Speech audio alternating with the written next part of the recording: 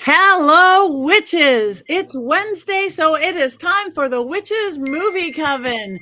Yes, yes, witches talking about witches in witchy movies, all with plushy black Philip goats, which are growing by the moment. And I just want to show you before we move. Here we know Bling Philip. Now we've got Super Bling Philip.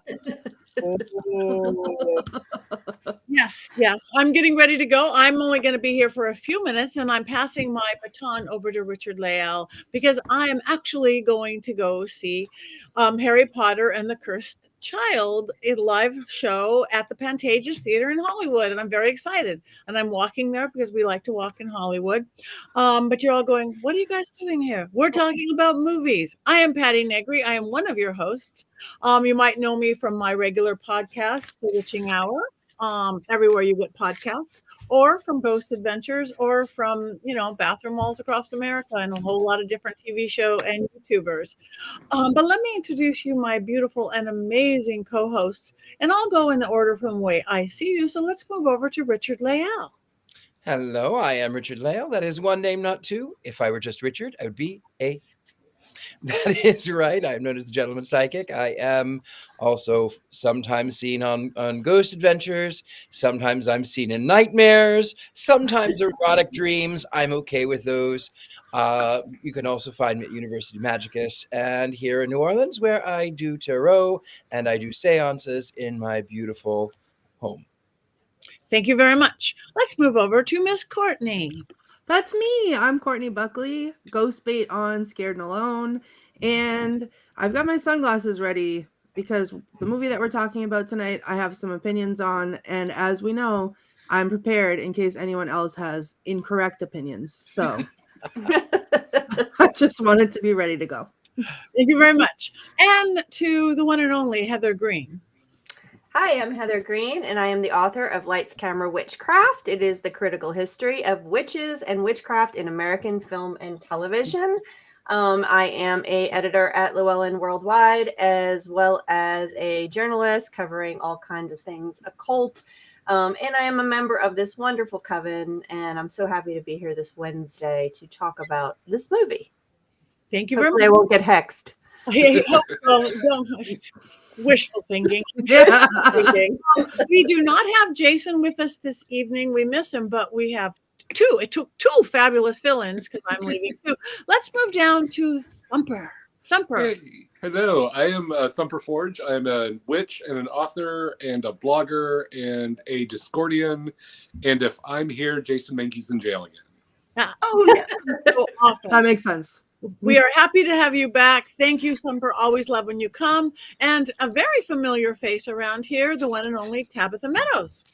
Hello, everybody. Happy Wednesday. I am Tabitha Meadows. I am a medium and psychic, and I am absolutely thrilled about being back here again this week to talk about the witch movie. Thank you very much. And this movie, the movie we are seeing, is The Last Witch Hunter. The Last Witch Hunter with I'm having trouble with Vin Diesel.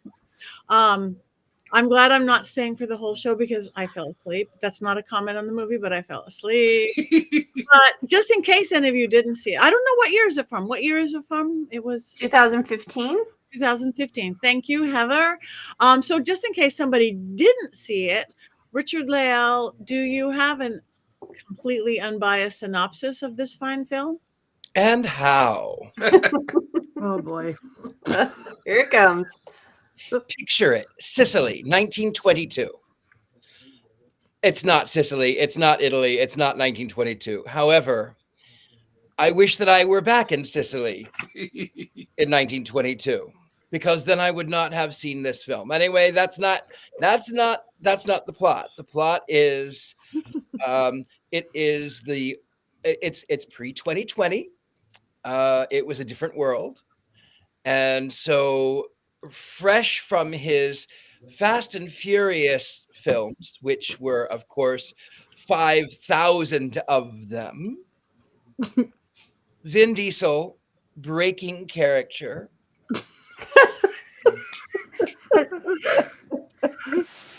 plays a role that has nothing to do with Fast and Furious, except for the fact that he does have, what is that, an Aston Martin? And it's not red, which is good. Apparently, he was at some point a witch hunter like 600 years ago. And then he decided to go full DEFCON on the Grand High Witch, eliminating her life. And as a result, as the Grand High Witch from the witches, Angelica Houston and whatnot, as he eliminates the Grand High Witch, she dies, and then she curses him to eternal life, because now he gets to see everyone that he's loved die and never meet them in paradise. And then there's a lot of Catholic liturgy, and the church is always right, and witchcraft is always wrong. And then, of course, Sir Michael Caine is brilliant and slumming it in his later years. He plays a docent or a do-si-do or I don't remember. He plays this sort of person who is in guard of this 600-year-old witch hunter. And then he's replaced by Frodo. And it turns out that he's afraid to show the hands because his hands are burned. And it is assumed that they were burned by a witch who had killed his parents. They go through, there's a lot of sort of back and forth. There's a dream walker, there's fight scenes, there's drive scenes, a lot of back and forth, great production values. And then there is the ultimate betrayal. The ultimate betrayal is that somebody in our group suggested this film. As to the film itself, there was a betrayal, and Frodo decided that he was going Fast and Furious and trade Vin Unleaded or something. Anyway, he was going to, the Witch Queen is somehow resurrected, and then he kills her again. And then he was going to end his own, and then is talked into not because people need. And then Sir Michael Caine is back alive, is not dead, and is no longer the 37th, or the 36th. He was the 36th, and then there was Frodo, and then he was the 37th. Anyway, he decides that he'll postpone retirement and continue helping Vin Unleaded. That's about it. Credits. Vin Unleaded. I can't. We are speechless, Richard-Lael. Thank you for that very unbiased, complete, detailed explanation of the film. But just in case somebody didn't get the entire film, maybe, Heather, maybe we have 5 things that we actually do need to know about it as well. Yeah, I got some things for you. I'm going to get my notes here, as I always do. And there's something stuck to the top of that. Let's see. So my 5 things today about this film, I'm going to talk about context because that's really important. We'll look at the cast. We'll look at its connection to Dungeons and Dragons and the success of the film or the not success. And then we'll talk about witchcraft and why this film is unusual. And despite anything Richard-Lael just said. So, context, this film came out in 2015. That's a really important time to know why this film came out. That was right in the center of the popularity of witchcraft films that were dark fantasy, dark fairy tales. Think about Snow White and the Huntsman. That was 2012. We had Hansel and Gretel, and we probably had about 5 or 10 different Hansel and Gretel films, honestly. But Hansel and Gretel Witch Hunters, which we've done here, similar aesthetic, 2013. Season the Witch a little earlier. That one also had a dark historical aesthetic, but there was a ton of this dark fantasy, fractured fairy tales, and fantasy that came out at this particular time. This fits that mold. Okay, so that's what this is. This has that. Now, a lot of people pair it with The Witcher. The Witcher, obviously, that that when I don't remember when that started. That series is more recent, but it has that dark fantasy heaviness to it that was very popular, that incorporated witchcraft, and that was, as I said, popular at that time. So that's the context of this. Now the cast itself, we've got some notables. Despite what you think about this film, we do have Vin Diesel, who at this point was very well known. Born in 1967, Vin Diesel got his really claim to fame in the Fast and Furious series, which Richard-Lael pointed out. He wasn't in the second one. He didn't want to do a sequel, but it was popular. He's been in all 7,000 other ones. I've only seen the Tokyo Drift one, and I'm going to be completely honest. I enjoyed it thoroughly. He was most recently in Fast X in 2023. That was the last, I think, Fast and Furious. He was also Riddick, Chronicles of Riddick. That's another one of his most popular and known pieces. But he also starred in other things like Saving Private Ryan, and he is the voice of Groot. He's a big fan of the Marvel heroes. We'll get back to him in a minute because he comes in later for this movie. We have Elijah Wood, of course, best known for Frodo Baggins. So immediately he appears on the screen and everyone thinks this is going in a different direction. There he is. So you cannot look at Elijah Wood without thinking of Lord of the Rings. We will be hopefully reviewing that here soon. He also had lots of bit parts here and there. He was apparently a child actor for a long time in the late 80s and 90s. Back to the Future 2, he had a bit part in, for example. But he's been around beyond Lord of the Rings. Rose Leslie.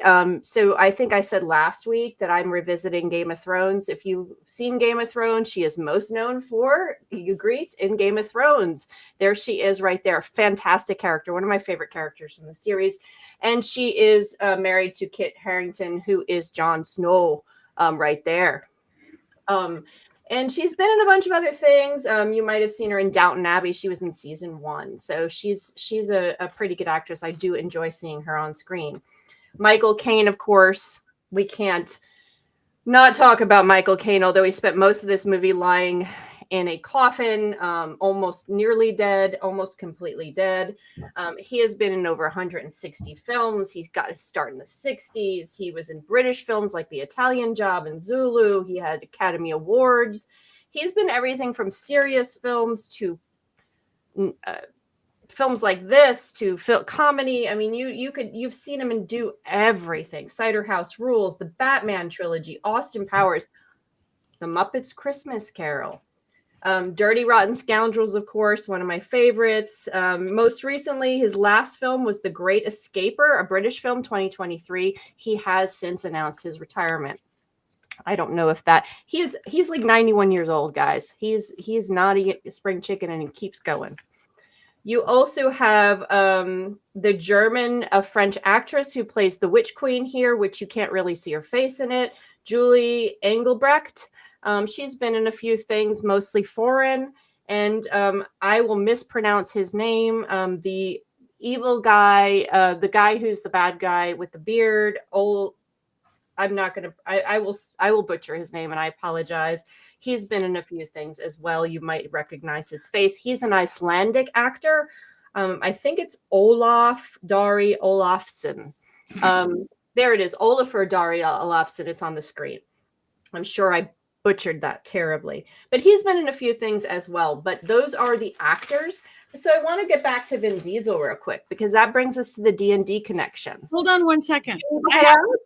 Hold on one second. I have to run off. Okay. Because Peter is waiting. So I'm going to have to watch this on reruns when I get home or tomorrow to get the last things. But I'm turning my beautiful baton and wand over to Richard-Lael and the rest of you. I'm going to go see Harry Potter now. I love you. I miss you already. And I'll see you next week. And back to you, Heather. Bye, guys. Oh, bye, Patty. I'm going to leave this on so I don't take you off of YouTube or X. So I'm going to leave Black Phillip here in my seat right here. There they are. If your dolls start moving when you leave, I swear to the Dark Lord himself, I will leave. Well, podcast. Have fun. Oh my God. Have fun. We can't wait to hear. They're looking at me. Don't look at the screen, I Courtney. can't. Oh. Read through it. I'm going to distract you and tell you all about Dungeons and Dragons. How's that? Yes, please. Okay, so apparently Vin Diesel's a giant nerd. He loves Dungeons and Dragons, and he's been playing since he was born in the 60s, and he's been playing since the 70s, through the 80s, through the Satanic Panic when Dungeons and Dragons was turning people into Satanists and all that crazy stuff. He loves it, and he's talked about it. He apparently played it on the sets. I mean, allegedly, supposedly, I don't have proof, but apparently during the filming of Riddick and stuff like that, he would have campaigns. He also he wrote the introduction, or he did the introduction to the 30 years of adventure, a celebration of Dungeons and Dragons. So he is a big part of the Dungeons and Dragons culture, loves it personally. Everybody knows he's this big nerd, other than liking Marvel as well. He had a character named Melkor who was part of his campaigns throughout his life. This character, Coulder, is based on his campaigns. This movie is based on his campaigns. The character is based on Melkor. They could not use the name Melkor because that is a Tolkien character, apparently a devil figure, which I don't remember that character at all, but that is who it is. So they had to change the name, and they changed it to Coulder. So there is a Dungeons and Dragons connection. Now, I'm not a player, but apparently there are nods to Dungeons and Dragons throughout it. So I'm sure a hardcore Thumper shaking his head, so maybe he can illustrate that later on when he talks about it. But apparently there are. So that's number 3. Number 4, is there going to be a sequel?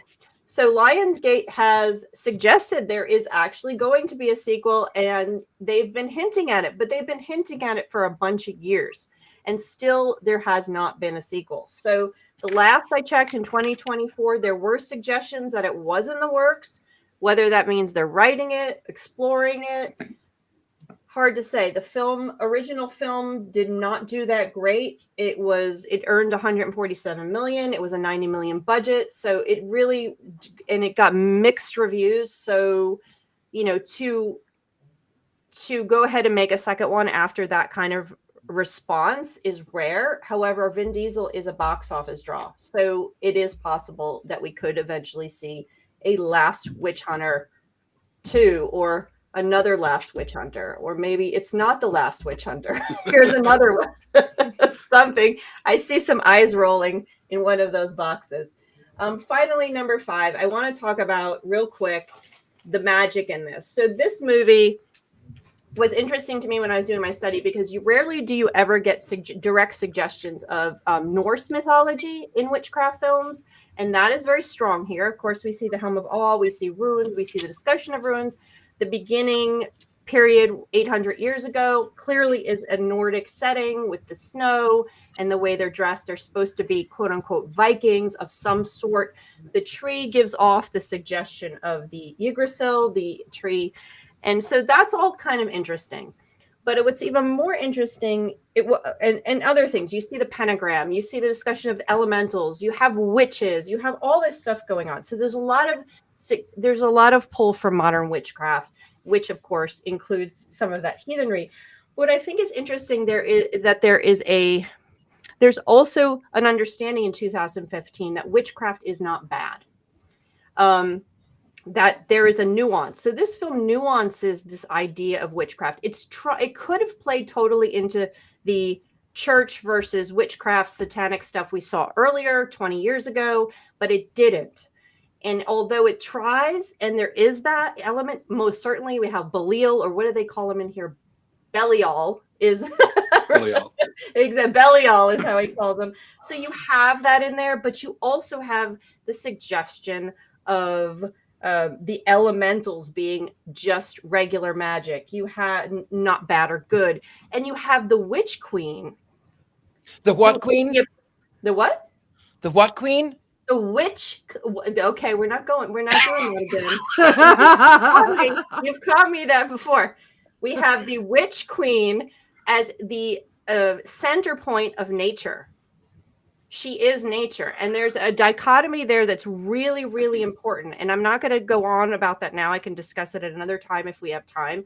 but the dichotomy of witchcraft here, it's a subtle thing, being the spirit of everything that is natural, and humanity being the spirit of everything that is constructed and unnatural. That theme runs through this movie, which I find to be absolutely fascinating for a movie that would otherwise be completely devoid of any meaning. It's just a film, and you see it throughout with the imagery, the way they juxtapose nature and the tree, and then all of a sudden you'll see a shot of the city. There is a male-female thing going on here with gender. There's also a nature witch thing going on here. It is really, really, really interesting to see this in this type of film. I am done. That is the 5 things you need to know about this movie. And I'm not getting hexed. Well, I'm glad that we were able to play the which, who, what, where game for just a little moment. That's always my favorite time of the show. So now I'm going to open it up. Who would like to talk next? I think Courtney does. Oh, me? That's me. That's you. All right. Allow me to open up my notes because I watched this today. I don't think I saw it when it came out because it wasn't very familiar. Fun fact, though, Nathan watched it. He had already seen it. So he offered his opinions, and he asked that I also provide, because he was forced to watch it again with me today, that later when we do wands up and wands down, that I also provide his opinion as well. I was confused because first of all, Vin Diesel reminds me, unfortunately, of my dad. My dad was like the skinny, scrawny Skeletor version of Vin Diesel, but they look every once in a while just similar enough that I'm like uncomfortable when I look at the screen. And then there was, okay, I'm just going to read you what I wrote. I'm gonna go in a little different order than what my notes were, but aren't they not witches, but they're doing magic while they're trying to catch the witches? That seemed a little odd to me. So they're using magic to hunt the witches. I did not like. Oh, it was stupid sometimes how serious he was about it, but then he would make this face where his eyes would bug out. Like he would. It's such a weird thing. Like he'd be so serious, I'd be into it, and then he'd be like. And I'm like, what are you doing? It's disgusting. And I was physically uncomfortable when I was looking at it. Lastly, I could not decide who I was rooting for. Like, it was very difficult to decide who I was rooting for in this movie.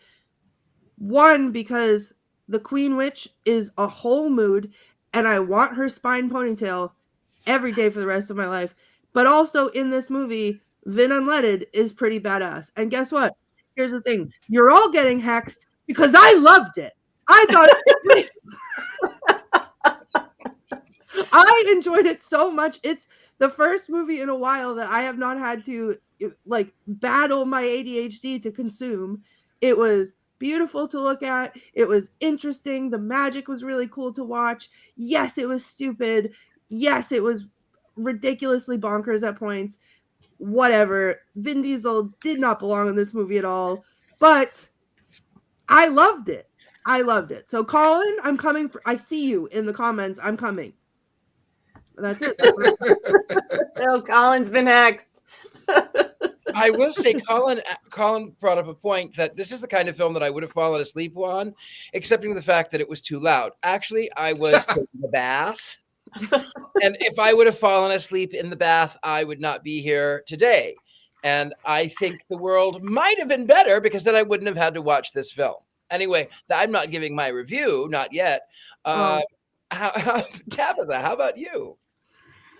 Well, I didn't mind it. First of all, I'm a fan of Vin Diesel, so I didn't mind it. But there were just a couple of things that I thought were pretty neat in the movie. I feel like the first time we meet the medieval Candyman with all the plague flies that are flying around him, and that one of those first scenes there. I like to watch movies and like look at all the little details and look for Easter eggs and those sort of things. I totally agree with you, Richard-Lael. When Frodo first pops, I'm like, oh my gosh, she's Caulder totally has Frodo working for him. So we have Candyman, we have Frodo. There was lots of wonderful witchcraft and all the elementals, and I appreciated all of that. It was to me, it was just action packed and just full of witchiness everywhere. And I too, you know, a lot of the time sided with a witch queen because, you know, as witches, we are about preserving nature, and you know, man is kind of a plague on the earth. So, you know, got to do what you got to do. There was one thing in particular, though, that I found really interesting. It was about the beginning of the movie. Caulder is in his modern day lair, and he's standing in front of a painting, and I might butcher this name too, but when I was in college, I took art history, so I love little Easter eggs and things like this. So he stood in front of an art piece, a painting called "Portrait of a Young Man," and it was by Ambrosius Holbein. And Ambrosius was the older brother of Hans Holbein, who was the official artist for Henry VIII. And if you want to go down that rabbit hole, you can, but it is a rabbit hole because we know that King Henry VIII accuses and not accuses Anne Boleyn. It's not, you know, really on the records. Treason is what she got, but said that she bewitched him. But you could really go on down the line, finding out that Princess Diana is kin to the Boleyns, to Mary Boleyn. So yeah, if you want to check out that piece of artwork, I thought it was very cool. It kind of placed him with from going from the medieval times to modern times, and they put that little nugget in there. So I really did appreciate that. But overall, I dug it. Yes. You mentioned the You're Candyman. Not getting hexed. You mentioned the Candyman, and I have to admit, the scene that got me though was when the kid finds the gummy bear and then goes off and it's like they're in Willy Wonka's chocolate factory and just gobbling, putting things in. It was like Hansel and Gretel. Then Unleaded said, "Yeah, did your mother ever teach you not to eat candy from a tree?" Well, no, my mother didn't teach me that. Willy Wonka did. The other thing is that because he was a parent, the other thing that I wanted to point out too was every time there was a child who came in and he was like, "Oh, I need help. He seemed to fall for that every single time, and I'm screaming, "Don't do it! Don't do it!"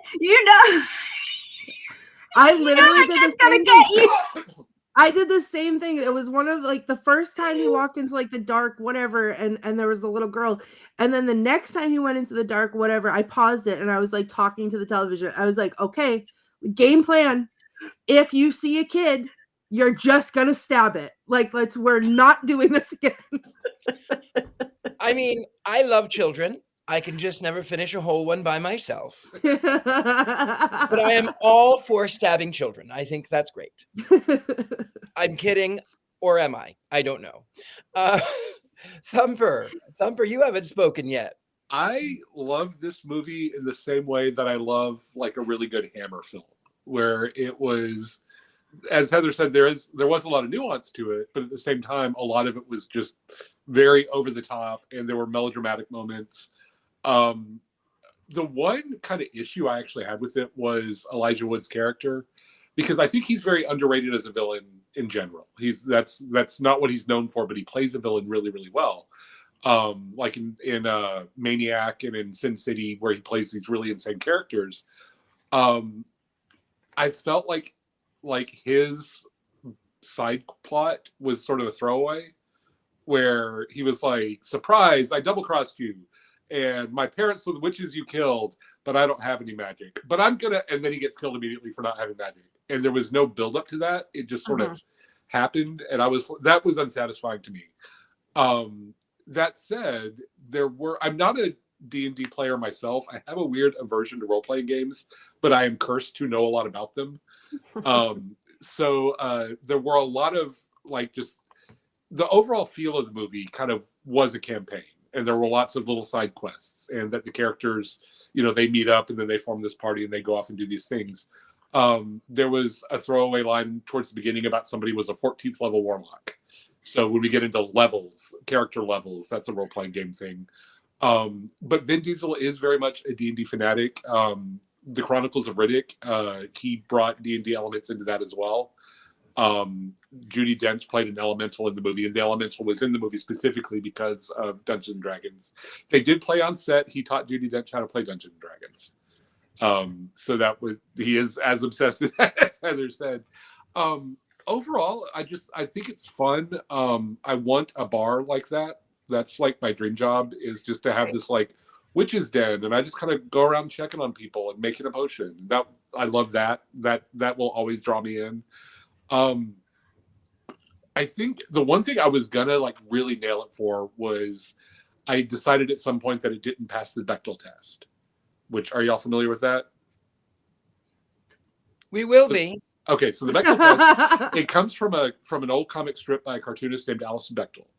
And there was a line in this old strip where this woman said, I only see movies that have at least 2 female characters who talk to each other about something other than a man. And a surprising number of movies do not pass the Bechdel test. And I was like, okay, this is going to be my one big critique other than Elijah Wood, is that the movie doesn't pass the Bechdel test. But Chloe does speak to Danique, the model witch, briefly, before taking away her anti-aging powers. And then the Witch Queen talks to Chloe, and it's just one line, Dreamwalker, and then she's possessed. But they weren't talking about Vin Diesel, so it's okay. So it does pass the Bechdel test. My one other, I have a resentment, not about this movie, but in Doctor Strange and the Multiverse of Madness, something that always bothered me about that movie was they were like, the Scarlet Witch is going to cast the most evil, disgusting spell from this book of evil. What's it called? Dreamwalking. And that always struck me as the stupidest name for the evilest spell of all time. And there was also something else bothering me about that. Every time I've seen Doctor Strange in the Multiverse of Madness, I'm like, why does Dreamwalking bother me so badly? And it's because they ripped it off directly from this movie. Because Chloe's special gift was Dreamwalking, which was a dark gift. It was kind of considered an evil thing. But I feel like they just took that from Multiverse of Madness and tried to make it really, really evil while still keeping the My Little Pony name to it. And so I'm protective of this movie as the origins of Dreamwalking. I mean, I can understand that, Thumper. I can understand the protection of dreamwalking. I myself have been known to walk in dreams. Like I said from the beginning, sometimes nightmares, sometimes erotic work. I'm okay with that. But I will tell you, well, no, I shouldn't. But I have been known to appear in people's dreams, and that's all. We'll talk about that. Who has anything else they'd like to say? I'm gonna jump in and give my opinion. Basically, there's a lot. I think this movie, on the one level, I said is terribly interesting because of that nuance. And this was when we really got to start to see these movies that were not only giving green lights to expressions of moral nuance within these things, within characters that were normally just bad. And so you start to see that more and more, even outside of witchcraft films, where you start to see, well, this person could be good or this could be bad. And you see this. And so I think, this movie is so interesting because you don't, at least from our perspective as witches, who agree to some extent with what the Witch Queen is saying, because she's not wrong. She's not wrong. She's not wrong. And the movie actually, you think, okay, maybe we're just agreeing as witches with her because well, gosh, we want a world that's more natural. When they show that city with all the greenery, you're like, okay, yeah, she's not wrong. And then when the one character, was it Chloe, says, she says, well, what do you think they think who we are? She says, do they think we have green skin and pointy hats and we're from Salem? And then they have an exchange, and she says, well, if they hadn't, and he says something like they weren't witches. I don't remember. Maybe Courtney has the quote. It's one of my 3 Okay, quotes. well then I won't continue what I'm about to say because I want to steal from your thunder there. But she makes the point that if the people had been witches, they would have been killed. So there's actually moral points in here that are really, really hard. It's hard to fully side with the good guys, and it's hard to really side with the bad guys as well. There's this complication, and you don't see this level of complication in this movie. I didn't have any complications. I was for the bad person. I was for the witch, the Grand High Witch. I was for her the entire time. I thought Vin Unleaded could have. He was so cardboard. I thought he was cardboard. He was totally cardboard. And Father Frodo was so underwhelming. And the only thing I really enjoyed was Sir Michael Caine, but only because he was wearing that lovely embroidered cassock when he was, or hassock when he was dead, supposedly. Like, right. I was like, oh, that's a beautiful costume. Like, that would make really lovely pillows. That was my entire thought. Yeah, Go ahead. No, go ahead. Finish. But I loved the bar. I thought the witch bar was kind of, I mean, the What bar, the Who bar was fabulous. Yeah, that's. I agree with you. I think Vin Diesel's Vin Diesel no matter where he is, and that's right. Just, and you can't get away from that. And there's points where you just look at him where he does some acting where you're like, okay, that's Vin Diesel. That's Vin Diesel. Right. Oh, is that what you're calling his work? Acting? Yeah, yeah. Well, I'm gonna call it that. But I love the actress. I love Chloe. I love. There's pieces of it that are good. I love the nuance. I love the Witch Queen. She actually, there's a picture of her in the book, because, and I love the nuance in it. And if you strip all of that aside, I think this is so much fun. I don't care. If you take away all of that, and it's just, I like I said, I watched Tokyo Drift and liked it. So this is one of those movies where you go, okay, brain off, I'm watching it. Let's go. Yes. I think Vin Diesel was actually, in a way, kind of brilliantly cast in this role because he is not, Shakespearean. But, the character is 800 years old, has lived life to the fullest, has experienced everything. So to put Vin Diesel as that character who is not going to react to anything, it makes sense. Like nothing phases him. And nothing. I think putting an actor with a very limited emotional range into that role was actually quite smart.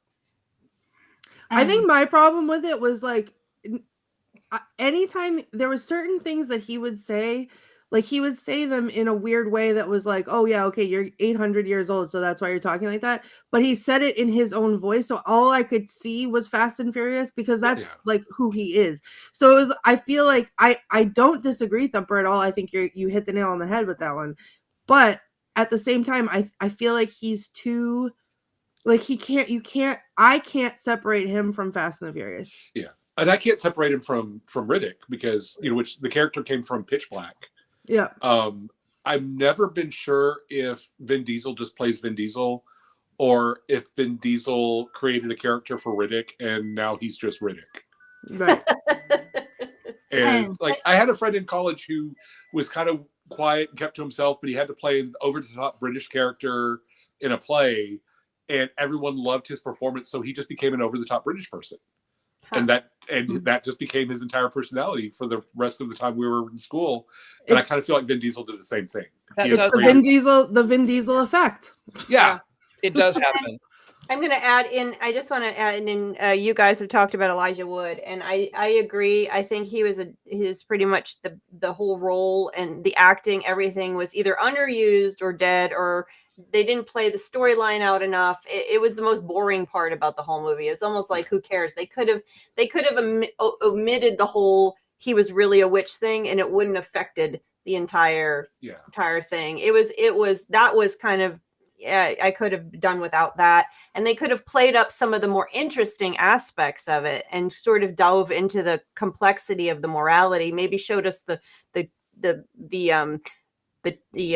council a little bit more, or maybe given us a little bit more of the more interesting characters. They could have balanced it to make it a little bit more of a movie with a little more depth playing into that, but they didn't. Yeah. Which is fine. You know, this is a Vin Diesel vehicle movie is what this ultimately is. And it's for Vin Diesel, and Vin Diesel's bringing the money, and there's witches, and this was a popular witch period. And I had fun watching it a second time. I do think it didn't quite know what it wanted to be. What was that? I just when you mentioned that, as a vehicle for Vin Diesel, I feel like as much as I enjoyed the film, I do feel like it doesn't know what it wants to be. Like, is it a pilot? Is it setting up a franchise? Is it a standalone? And it kind of was all of those things, not just one.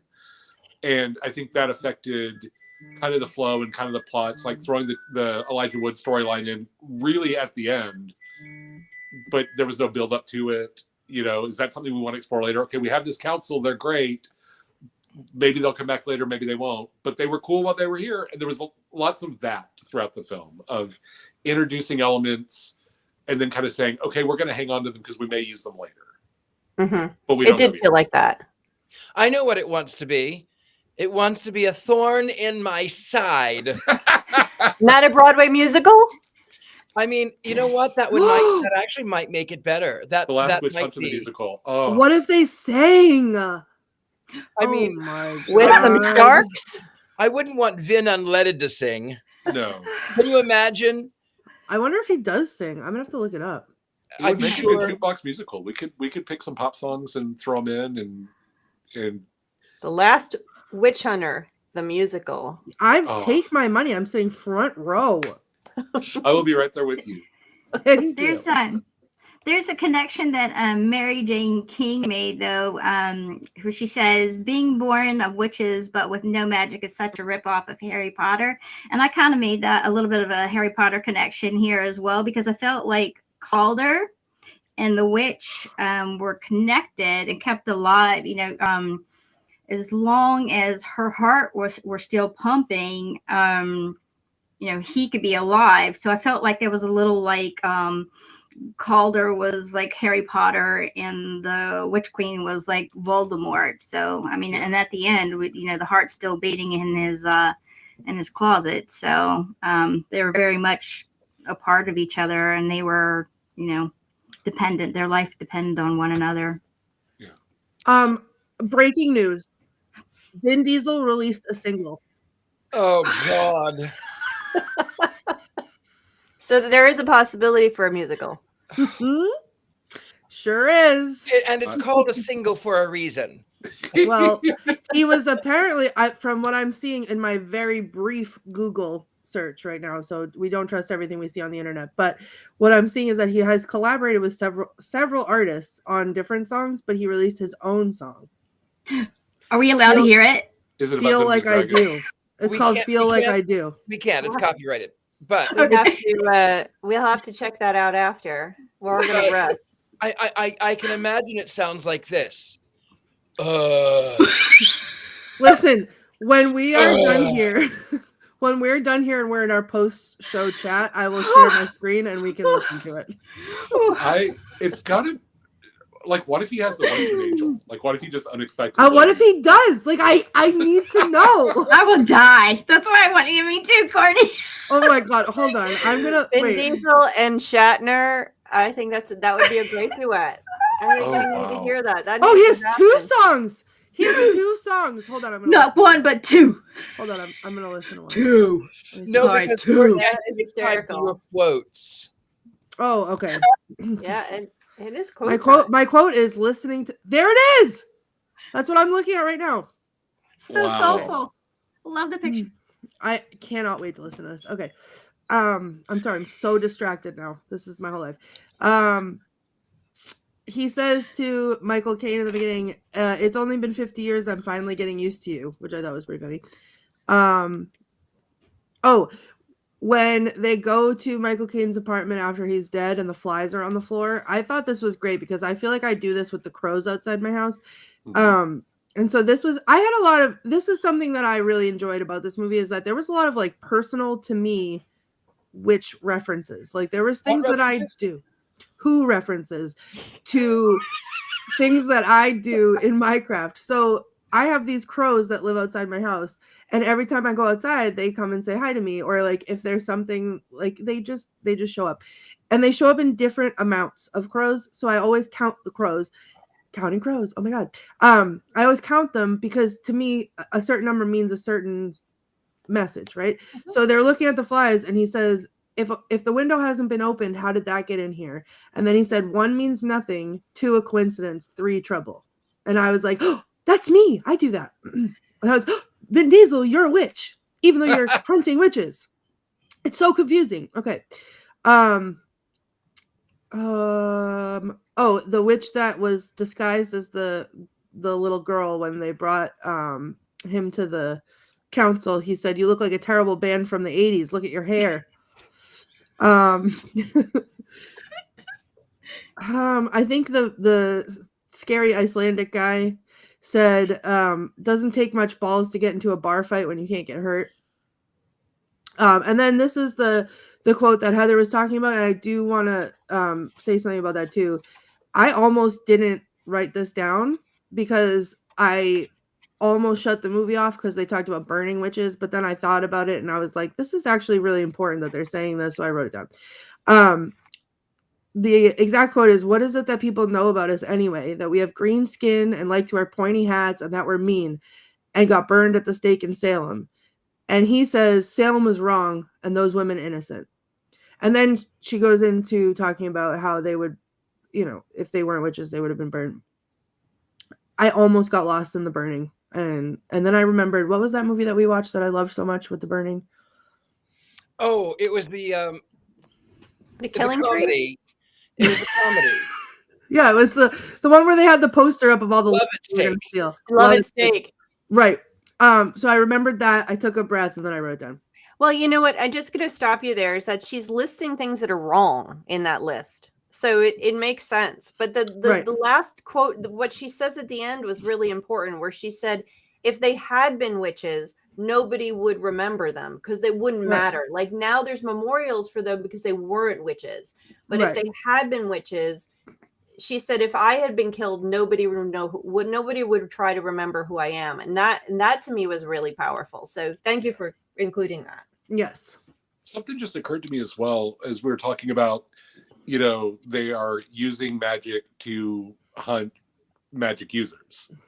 But it's something that just randomly came to me, something the author John Beckett said one time, where he said witchcraft is unauthorized magic. And so if you think of, it would make sense that the church can use magic. That's okay, we're the church. But you're not doing it the way we want you to. That's the problem. Uh-huh.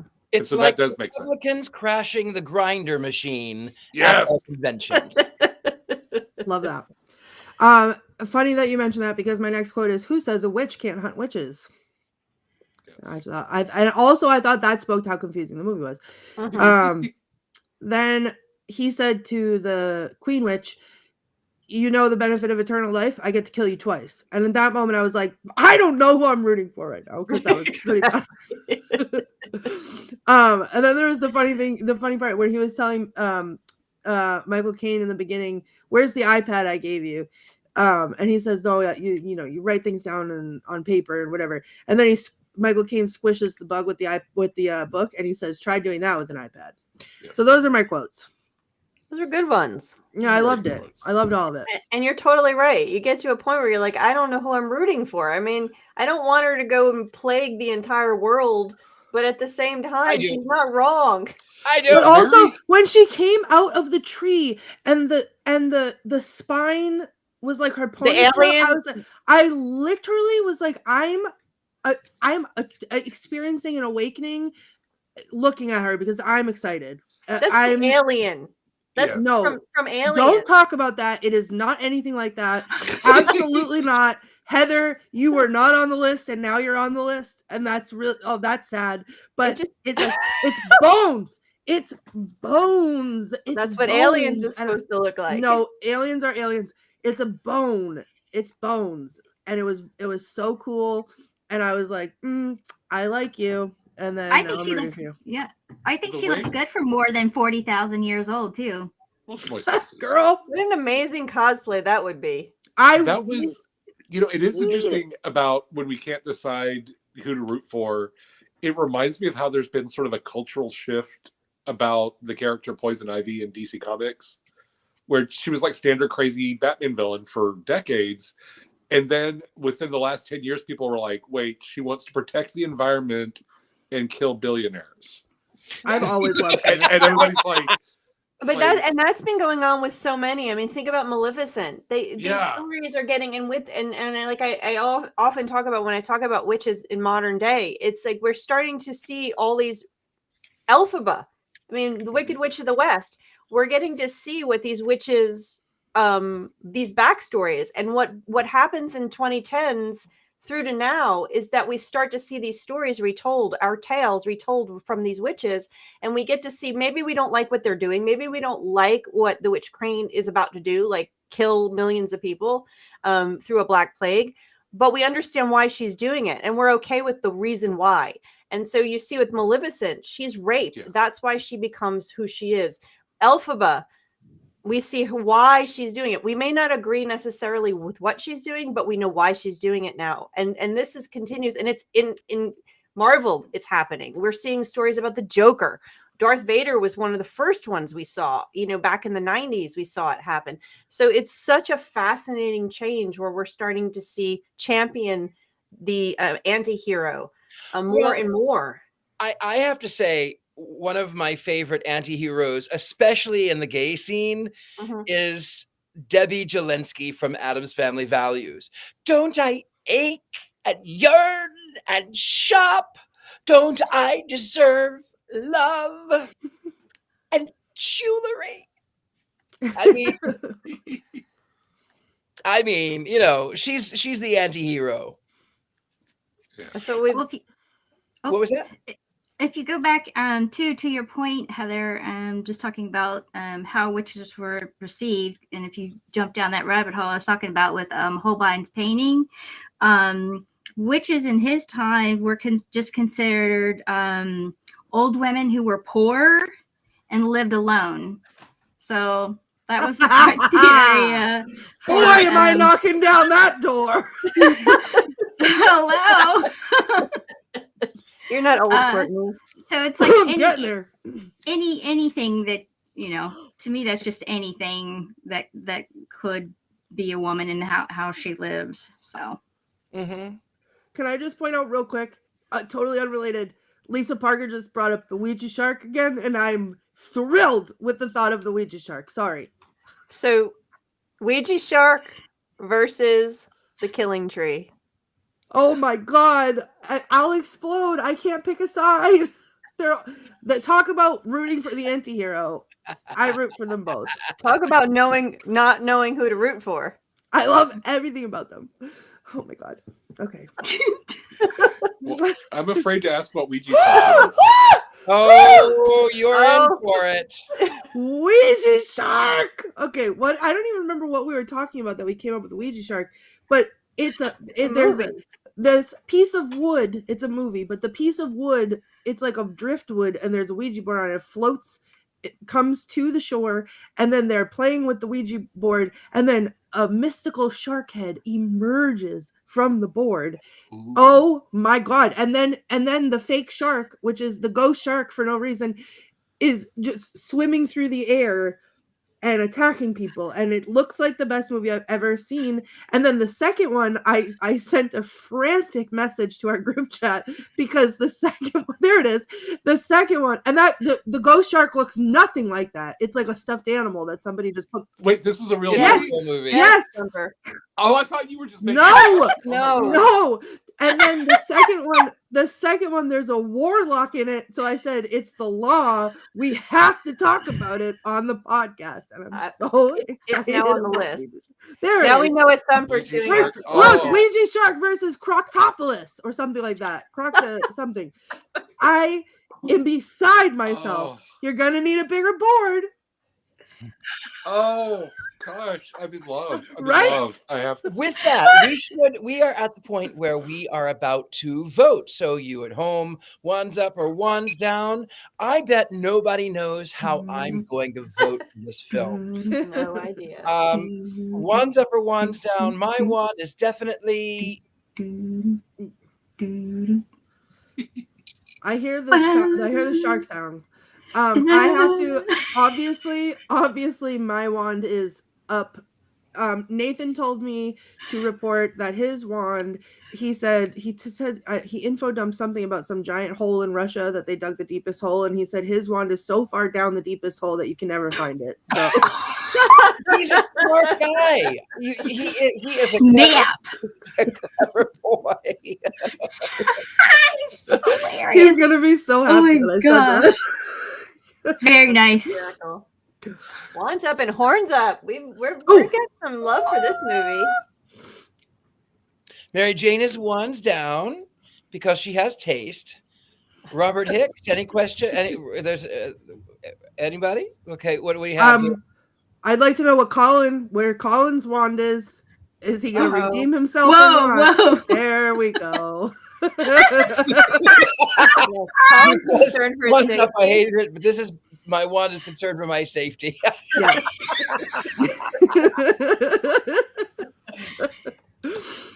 like I hated it. One's up is like it's like Mamma Mia. Like where all the reviews of Mamma Mia when the movie came out, all the reviews were like, "It's terrible, and you're a bad person if you don't go see it." Right. I feel that Like, way. I feel that It's a similar vibe. I feel that that's the vibe about The Killing Tree and also Ouija Shark. So can't wait to dive into that. I would watch the Killing Tree 10 more times before I would even want to watch 5 minutes of tonight's Drek. Richard-Lael, that's a Tuesday for me. Okay, watching The Killing Tree 10 times. I would take your Tuesday over having to sit through Vin unleaded cardboard acting. Well, hopefully you'll like next week's movie better, Richard-Lael. What is next week's movie? Well, we originally had Ghostbusters, but I believe it's Ghostbusters 2.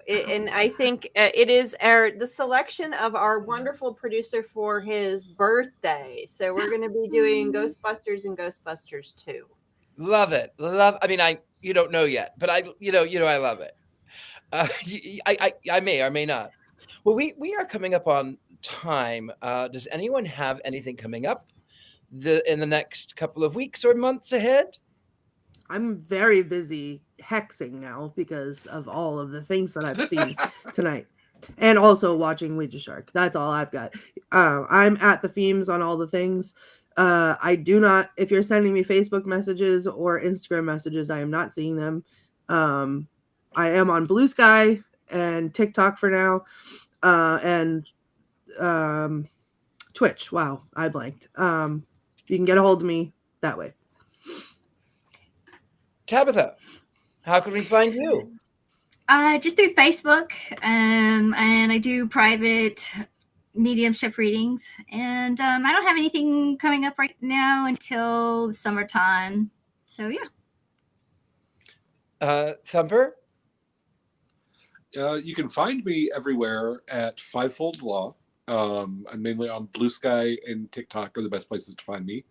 I don't have any events coming up, but I do have a book coming out in November. Congratulations. Called what? Yay. What's the name of the book, Thumper? I'm not allowed to say it? Yeah. Oh, okay. It's called The Chaos Apple, Magic and Discordianism for the Postmodern Witch. I'm smashing the pre-order button. Right? Yay! My first pre-order. It's really I love fun. it. Of books, Heather Greene. Yeah, I am mostly right now Blue Sky. I don't check a whole lot of stuff I'm sometimes on Facebook, and I rarely go to Instagram. But I am Heather Greene or Heather Greene Writes on a number of things. You can find me there. And I am going to be at Paganicon in the end of March. I'll be teaching a haunted doll class as well as puppets there. That's in Minneapolis at the end of March, and I will share dates later. I'm also teaching a class next week on building an altar with got my mind just blanked where I'm doing it online, and I'll have that on my Facebook page. For some reason it's late here, sorry. But that's just a thing that has come up, and I think that's it for now, and I'm just around. And I am really easy to find, but I am still on the medias of social because I am, even though I love, hate, whatever. Anyway, media of social. I'm still at University of Magicus. I'm still at thegentlemanpsychic.com. I am a little bit of everywhere, and we are now at time, and there is one thing left to do that all queen witches, all grand high witches do, and that is we cackle and cackle and cackle, and here we go. 3, 2, 1.